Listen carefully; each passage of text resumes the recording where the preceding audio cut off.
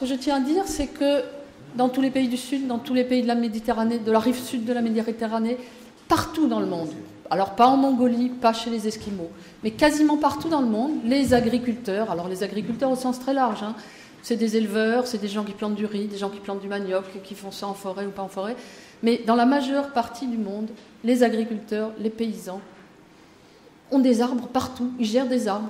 Ils ne font pas la différence entre une culture et un arbre. Ils n'ont pas ces catégories qu'on a chez nous. Ça, c'est de la forêt, ça, c'est de l'agriculture, ça, c'est de la culture, ça, c'est de l'arbre.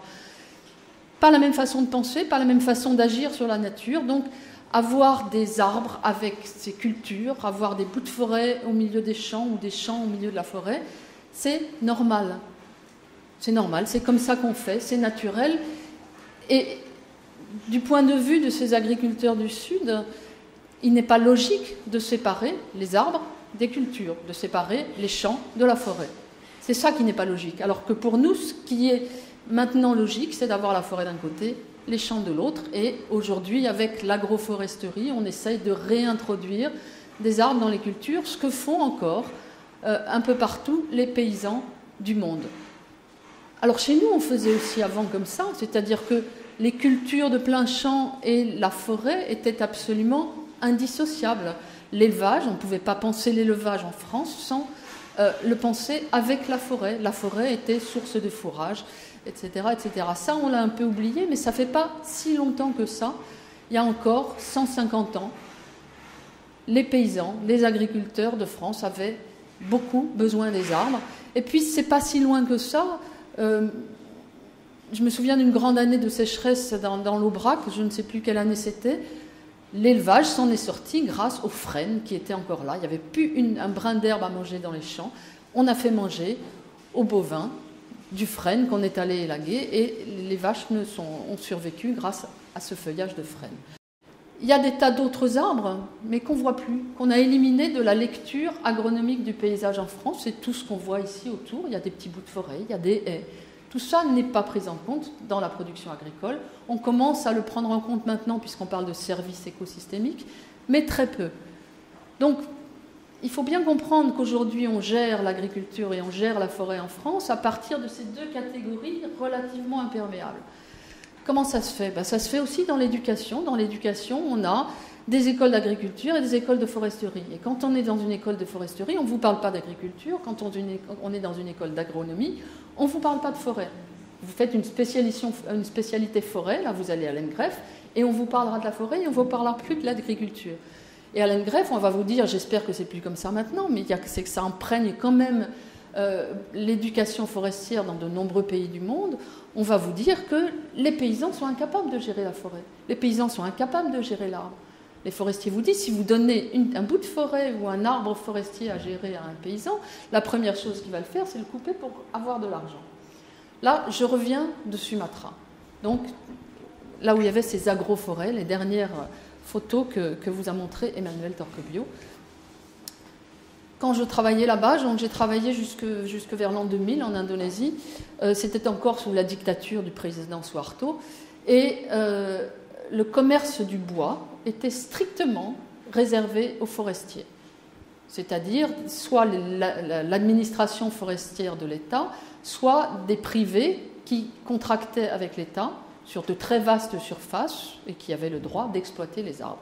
Les agriculteurs n'avaient pas le droit d'exploiter du bois. C'est-à-dire que même s'il y avait sur leur parcelle du bois des espèces qui rentraient dans la catégorie espèces forestières, ils n'avaient pas le droit de couper le bois et de le vendre. C'était absolument interdit. Le président Suharto est tombé, il y a des révolutions quand même parfois qui font du bien dans le monde, et il y a eu une espèce de libéralisation de ce marché du bois, et les forestiers ont tout de suite conclu en disant c'est la fin de la forêt, c'est fini, il n'y aura plus de forêt en 5 ans. Ça fait 10 ans qu'il y a cette libéralisation du marché du bois. Je suis retournée à cet endroit, dans le sud de Sumatra, où ils plantent la résine dans des agroforêts. Le marché s'étant libéralisé, effectivement, les agriculteurs ont commencé à couper les arbres qu'ils ne pouvaient plus pas couper tant qu'on était sous cette dictature, y compris dictature forestière, parce que les paysans avaient besoin d'argent, comme tout un chacun. Mais qu'est-ce qu'ils ont fait? Ils se sont dit, mais là, il y a un énorme potentiel, le marché du bois, ça y est, c'est libéralisé. Donc nous allons enfin pouvoir planter ces espèces qu'on ne pouvait pas planter, puisque ça n'avait pas d'intérêt pour nous, puisqu'on ne pouvait pas récolter le bois. Et donc ils sont en train de planter, et ça je l'ai vu, des tas d'espèces forestières qu'ils ne plantaient pas avant, puisqu'ils savaient bien qu'ils n'auraient pas accès aux produits de ces espèces-là. Donc effectivement, ils coupent, mais ils replantent. Donc on est maintenant dans une nouvelle dynamique de ces agroforêts, où la production de bois va devenir un des moteurs principaux de la construction agroforestière. Non seulement dans l'agroforêt, mais aussi dans les rizières. Ça, on commençait à le voir un petit peu il y a quelques années, puisque sur une des provinces de Sumatra, il y avait une dérogation qui permettait aux agriculteurs de planter du teck, mais maintenant c'est généralisé. Donc sous Suharto, le teck n'avait le droit d'être planté que par les services techniques de l'État. Les paysans n'avaient pas le droit de planter du teck. Maintenant, on trouve du teck partout, y compris dans les plantations de café, où ces arbres à ombrage ont été maintenant remplacés par du teck, parce que le bois de teck a un prix très intéressant sur le marché. Donc ça, c'est vraiment quelque chose de concret. Je suis allée en Inde il n'y a pas très longtemps, où il y a ce même système de plantation de café sous arbres forestiers, mais là, on est encore dans une dictature forestière, c'est-à-dire qu'il y a des catégories d'arbres qui s'appellent les arbres paysans et des catégories d'arbres qui s'appellent les arbres forestiers. Et là aussi, les agriculteurs n'ont pas le droit de couper ces arbres forestiers qui sont gérés uniquement par les services publics de l'État. Ce qui fait que les paysans, peu à peu, quand un arbre forestier meurt, ils l'oublient et ils le remplacent soit par un arbre à eux, soit par rien du tout. Donc dans cette dynamique des systèmes agroforestiers à café en Inde, on est en train, peu à peu, de voir la disparition de cette couverture forestière. Pourquoi? Parce que cette couverture forestière est tellement fortement gérée par les services publics de l'État que les paysans se disent c'est que des ennuis, donc on n'en veut plus de ces arbres. Donc j'arrive peu à peu à ce que je veux dire, c'est-à-dire que cette ségrégation entre l'agriculture et la forêt, cette espèce de difficulté que peuvent avoir les agriculteurs à introduire ou à réintroduire ou à conserver des arbres dans leurs parcelles, c'est bien un effet des politiques publiques. Et les politiques publiques, de façon récurrente depuis un siècle, depuis 2 siècles, que ce soit en Europe ou que ce soit dans les pays du Sud, ces politiques publiques visent à éliminer l'arbre des champs, à rendre la cohabitation entre l'agriculture et la forêt difficile, à faire en sorte que les agriculteurs, ils n'ont plus envie de gérer des arbres parce que c'est trop compliqué, ça leur rapporte que des ennuis. Toute l'intensification agricole s'est réfléchie en intensification de la quantité de la production. On ne parle pas de la qualité, on parle de la quantité. Et cette réflexion sur l'intensification de l'agriculture s'est faite plante par plante.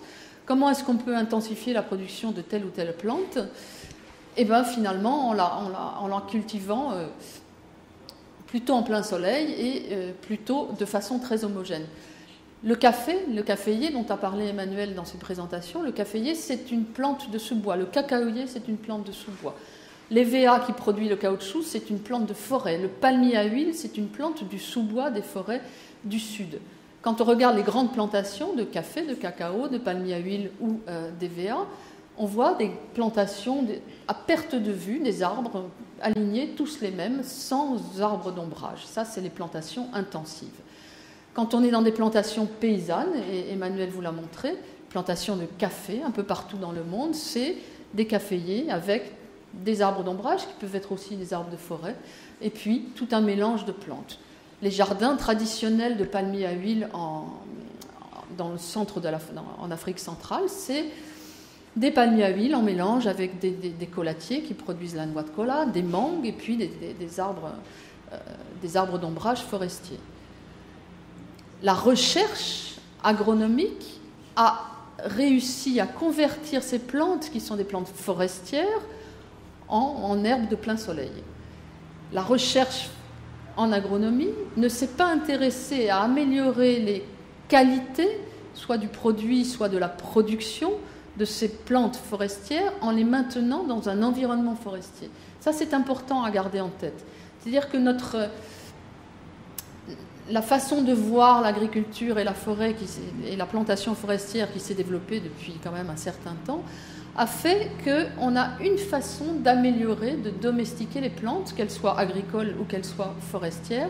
Et cette façon de domestiquer les plantes, donc de domestiquer la nature, aboutit à des plantations monospécifiques, homogènes et traitées en plein soleil. Donc le modèle totalement opposé à tout ce que vous avez vu sur les diapositives précédentes.